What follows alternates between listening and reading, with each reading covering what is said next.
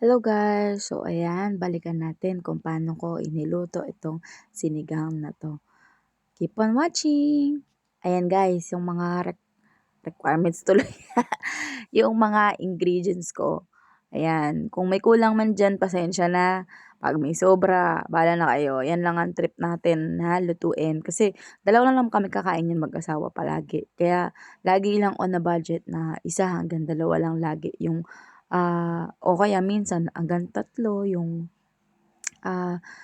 niluluto kong pagkain. Yung capacity nun kasi, sa serving kasi, dalawa lang naman kami. Ayan. So ayan, ganito rin ba kayo yung parang ipinapalabas niyo muna yung mantika ng sarili nung baboy kaysa naman lagyan ko ng mantika? Comment down below kung ganito rin kayo mag-start ng inyong sinigang. Kasi ganyan, trip ko talaga yung ganyan luto kasi kaya ako naggaganyan para may fried na texture yung aming baboy. Tapos yan, makikita nyo dyan kasi hinantay ko talaga mag-golden brown. Ayan, kaganyan. Yan, kagaya niyan. Tapos yan, nagpalit lang ako ng kaldero niyan kasi para mailuto ko. Kasi may sabaw nga yun. Mahirap naman magluto doon na may sabaw, 'di ba? Tapos ayan, nagsitay lang ako dyan ng sibuyas, bawang, tapos yung takip ng kaldero ko na iba na yung hawakan. Pero ngayon nag-improve na yan. Ayan, nantay ko lang kumulok. Yung ginamit ko naman na pakulo na diyan na tubig is yung galing na ng kulunan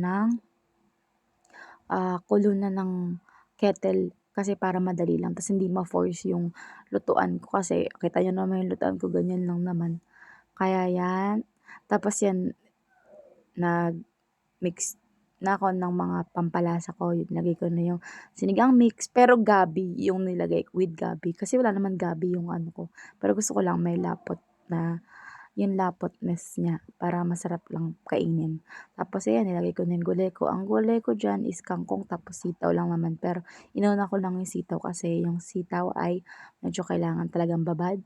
Yung kangkong naman dapat hindi ko na muna nilagay yan. Kasi nga kailangan kong maano. Pero yan na, andyan na yan eh. Ayan na yung sinigang natin. Comment down below, sinigang, yum yum. Kung nakarating ka dito sa moment na to. Thank you for watching. Bye!